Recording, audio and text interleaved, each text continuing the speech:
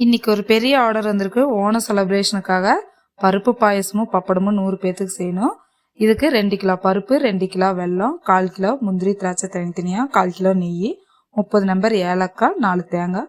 First பருப்பை நல்லா dry roast பண்ணிக்கணும். ட்ரை ரோஸ்ட் பண்ணதுக்கப்புறம் பருப்பு மூழ்கிற அளவுக்கு தண்ணி ஊற்றி ஃபஸ்ட்டு தண்ணியில் கொஞ்சம் வேக வச்சிடணும்.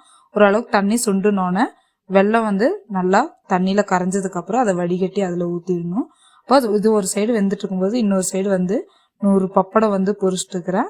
அப்புறம் இது முடிஞ்சதுக்கப்புறம் 2 தேங்காய் பால் எடுக்கணும். தேங்காய் பால்லேயே கொஞ்சம் ஏலக்காய் பாதி ஏலக்காய் போட்டேன். அப்போ 2வது தேங்காய் பால் ஊற்றி ஒரு 10 நிமிஷம் பருப்பு கொஞ்சம் அதில் வேகணும். அதுக்கப்புறம் ஃபஸ்ட்டு தேங்காய் பால் ஊற்றி ஒரு கொதி வந்ததுக்கப்புறம் ஸ்டவ் ஆஃப் பண்ணிடணும். நெய்யில் தேங்காவை நல்லா பொடி பொடியாக நறுக்கி ட்ரை ரோஸ்ட் பண்ணிவிட்டேன். அதுலேயே முந்திரி திராட்சையும் போட்டு நல்லா ரோஸ்ட் பண்ணி எடுத்துட்டு பாயாசத்தில் ஊற்றுன டேஸ்டியான பாயாசமும் பப்படமும் ரெடி. பாய்.